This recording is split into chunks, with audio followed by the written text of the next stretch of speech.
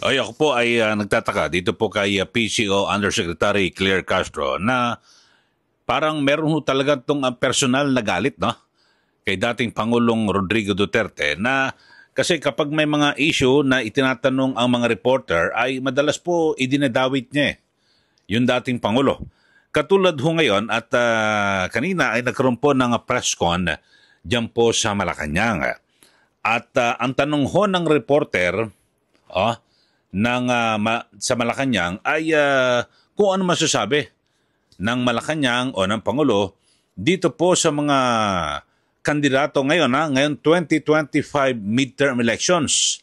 At dahil sa mga kung ano mga sinasabi, nagsasalita ng mga malaswa at tila, 'di ba, na may mga pambabastos o kung ano man, no, ng pagmamaltrato at pagmamaliit sa mga kababaihan at sa iba pang mga sektor. So ang linaw po ng tanong ng reporter. Pero alam niyo ho ba, ang sinagot ho ni Attorney Claire Castro, agad na pinaringgan yung dating administrasyon na na kung saan ay kung noon ay pinapalakpakan yung mga ganyan mga pagmumura, yung kung ano-ano mga pagbibigay ng ng iba't ibang kahulugan sa mga kababaihan at isinasama sa mga pagbibiro. So, ewan ko ho, ano ho ba kaya motibo ho? At siguro talagang may personal na galit ito pong si PCO Undersecretary Claire Castro sa Pangulo. Kasi kapag ikaw ay opisyal ng gobyerno, dapat ay maging patas ka. Di po ba? Siguro kung talagang may galit ho siya sa dating Pangulo, mga kabubuti, si Attorney Claire, kayo na ho ang maging abogado ng mga biktima ng extrajudicial killings para nandun ho kayo, makipagbakbakan kayo sa gagawing paglilitis sa kaso ng dating Pangulo. Pero balikan ho natin yung press con.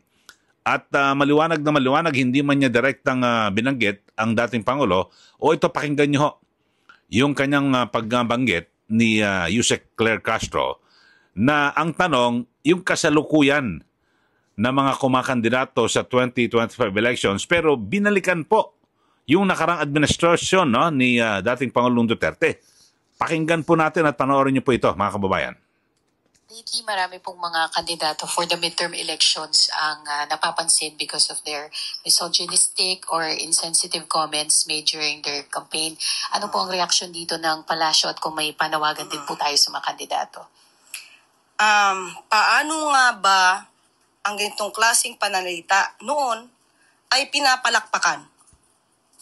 Parang ipinagbubunyi ang mga kandidato o mga leader na nagsasalita ng walang karespe-respeto, lalo-lalo na sa mga kababaihan. Ipinagmamalaki at ginagawang katatawanan, ginagawang joke, ang pambababae ng mga kalalakihan. Ginagawa ring issue at katatawanan ang mga rape na sitwasyon. Hindi na po ito dapat. Hindi po dapat na gawing idolo ang mga ganitong klaseng tao. Hindi po dapat ito pamarisan. Hindi na po dapat ito pinapalakpakan. Kung nagawa ito dati at pinapalakpakan, hindi na po sa panganahon ng administrasyon ni Pangulong Marcos na dapat itong mangyari. Kaya ayon po sa Pangulo, hindi po katanggap-tanggap ang mga kandidatong ganito ang nagiging naratibo sa kanilang pangangampanya. Dapat pong mapanatili ng bawat isa, ng bawat kandidato, lalo-lalo na pa mga kandidato na nagnanais na maging leader ng bansa. Dapat ipagpatuloy nila ang pag-promote ng respeto, ng integridad, at ng truthfulness o katotohanan sa kanilang mga sinasabi habang sila ay nagbibigay ng kanilang mga pangako sa kanilang mga constituents at sa mga botante. So masaya po ang Pangulo dahil po mabilis din pong umaaksyon ang COMELEC patungkol po dito sa mga walang karespe-respetong pananalita ng ibang mga kandidato. On another topic. Okay, so yun ho, ang liwanag po ng tanong ng reporter, yung issue ngayon, yung mga kandidato na tumatakbo po sa 2025 elections. Na kung saan, alam niyo naman siguro, at nag-trending ho, naging viral, yung kandidatong kongresista dyan po sa Pasig, si Attorney Ian Sia. Yun ho. At meron din sa probinsya na mga nagpahayag, yung Governor Unabia, Tapos yung congressman ngayon na tumatakbo rin governor, ay mayroon silang ginawang mga pagbibiro. At ang ginawang, ibig sabihin, kasangkapan sa pagbibiro ay itong mga kababaihan. Kaya nagpadala na ho ng show cause order ang Commission on Elections dito po sa mga kandidatong ito. Pero nagulat ho ako dahil ang tanong ho ng reporter ay yung mga kandidato ngayon 2025 elections, pero ang ibinungad na sagot at paliwanag ni Yusek Claire Castro ay pinaringgan yung nakaraang administrasyon na sa mga nakaraan, yung mga pagmumura, yung mga pagbibiro sa mga kababaihan, yung mga sinasabing pambabae at iba pang mga usapin ay noon pinapalakpakan at tinatawanan, ngayon hindi na. So, pwede namang sagutin. Pagkatapos niyang birahin ang dating Pangulo, bagamat sinasabi niya, hindi niya binanggit ang dating Pangulo, pero matapos niyang birahin, sabay siya kumambyo. Sagutin na yung reaction po ng Pangulo na kung saan ay hindi nagugustuhan daw ng Pangulo yung mga nagiging pahayag ng ilang mga kandidato na kung saan ay di ba, nagbibigay ng mga malalaswang mga pahayag at siyempre mga pagbibiro sa mga kababaihan. At yan po'y pinagpapaliwanag ng COMELEC at para kung anong kanilang depensa na wag ho silang makasuhan ng diskwalifikasyon sa kanilang pagkandidato. So yun ho. Pero ako po ay nagtataka. Kayo ho. Kasi di ba, alam tanungin ho kayo, ano bang masasabi nyo dito sa mga kumakandidato ngayon? Ngayon 2025 elections. At kasi nagsasalita ho sila ng kung ano, mga pagbibiro at para tila ginagawang pulutan o ginagawang kasangkapan yung mga kababaihan at iba pa na mga pribadong mamamayan. So ang isinagot, yung nakaraan kay Duterte. Para siguro yung lagi nasa isip po ni Yusek Claire Castro Ito pong si dating Pangulong Duterte. Hindi ko alam kung ano ho atraso ng dating Pangulo. Di po ba? Pero dapat kung ikaw ay opisyal ng gobyerno at nanunungkulan ka ngayon, dapat maging patas ka. At pantay-pantay ang tingin. At siyempre, bilang opisyal dyan sa Malacanang, yung kanyang mga pahayag, pwedeng yan po ay sumalamin. Dito po kay sa magiging pananaw o paninindigan ng Pangulo. Kasi parang ngayon, lumilitaw, di ba, siya po ang tagapagsalita. At dati, di ba, yung sa nakarang kong vlog, kaya may tanong doon siya ba ay tagapagsalita o tagapagsinungaling? Ngayon, madadagdag na. Hindi lang tagapagsalita at tagapagsinungaling ang lilitaw sa kanya, kundi tagabanat sa Duterte.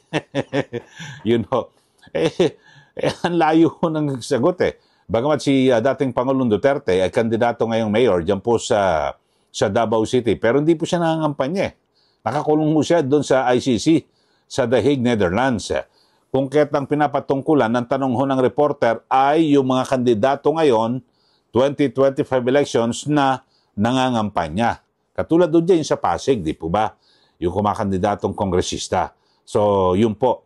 At nag-viral nga, di ba? At yung kanyang sinasabi na sa lahat ng mga kababaihan, na nireregla pa sa loob na 1 taon, pwede kayong sumiping sa akin. Di ba yung si Atty. Sia? Ayun, pinagpapaliwanag siya ng COMELEC. Pero naisingit pa ho ni Atty. Claire Castro, yung nakaraang administrasyon, si dating Pangulong Duterte. So yun lang ho, mga kababayan. At dapat ho, kapag ikaw ay opisyal ng gobyerno, wala pong personalan, trabaho lang. At hindi ka rin dapat na maging balat sibuyas. Dahil sa kung meron mang babatikos at di ba, question sa iyong mga nagiging pananalita o pananaw, wala po yung kasama yan sa iyong trabaho. Kasi kung ayaw mo ng ganon, balik ka sa pagiging vlogger. Para kung ano man ang iyong sabihin, yun na. Pero sa bagay, dati dinibang ko yan, kinontra ko yung sa kanya mga naging pahig, nagalit di magpaliwanag ka. Ganun lang naman Kung ano ang iyong argumento, di paliwanag mo. Siya nagalit, bigla niya ako minaliit na, hindi na raw ako taga-media, kung ano man. Ngayon, pasweldohin na natin siya, isa ako sa nagpapasweldo sa kanya dahil sa taxpayers money yun. Nagbabayad doon tayo ng tax. Oh, empleyado pa rin ako sa isang network at kinakaltasan po yun ng buwis. So, hindi po siya dapat na mag-astang ganyan, di ba? Ito po si Attorney Claire Castro. Okay, so ganyan lang po at sa mga hindi pa po nakapag-subscribe, subscribe na po kayo, mga kababayan, at syempre, i-like at i-share yung ating YouTube channel, Eli Saludar. O yun po, para lagi kayong updated sa mga issue nating pinag-uusapan at lalo na syempre, binabantayan po natin ito hong kaso ni dating Pangulong Duterte, yung kay BP Sara Duterte, at siguro ito hong mga nakaamba laging pag-atake ni Attorney Claire Castro kay dating Pangulong Duterte at BP Sara o sa buong pamilya ng Duterte. Talagang pag may konting kibot laging isinisingit ho ni Attorney Claire Castro yung mga Duterte. Kung ano man yung mga sabi natin, meron kang galit ho sa kanila, isa-isatin mo na. Maliban na lang kung lalabas ang issue na yan, depende. Pero ikaw ay opisyal ng Malacanang, ang tinatanong kung yan ba ay reaksyon ng Malacanang o ng Pangulo. Yan ba ay posisyon ng pananaw ng Pangulo? Ganun po sana. Yun lang ho. Siguro sana magtagal ka pa ho dyan, Yusek Castro. Dyan sa Malacanang. At tingnan natin kung depende kasi sa ini-appoint ka lang ng Pangulo at anytime pwede kang tanggalin. Depende ho sa kanya, na prerogatibo po yan. Samantalang yung ibang mga binibira mo na mga halal na opisyal ibinoto ng taong bayan, may mga termino po yon. Di po ba? Alam mo, katulad kay si Presidente Sara Duterte, may termino siya hanggang 2028. At mapuputo lang yan kung mahatulan siyang guilty diyan po sa impeachment court. At kung lalabas po sa impeachment trial na siya po ay guilty, ang pinakamataas po na siyempre ang parusa diyan ay tanggal sa pagka-vice presidente at yung tinatawag na perpetual disqualification na kung saan ay hindi na po siya ulit makakatakbo sa anumang pwesto sa ating gobyerno kung siya po ay mahatulang guilty. Pero may mga usap-usapan din na baka dumating sa punto na maghahatol na, biglang mag-resign. Pwede. That's option niya ho yan. Pero napakalayo pa ho yan, mga kababayan. Linawin ho natin na sa ngayon ay wala pa nga ho Hindi pa ho makabuo ng ang impeachment court dahil sa kinakailangan na bumalik muna ang sesyon ng 2 kapulungan ng Kongreso. Okay, maraming salamat po. Muli, ito po si Kaeli. Magandang araw po sa ating lahat.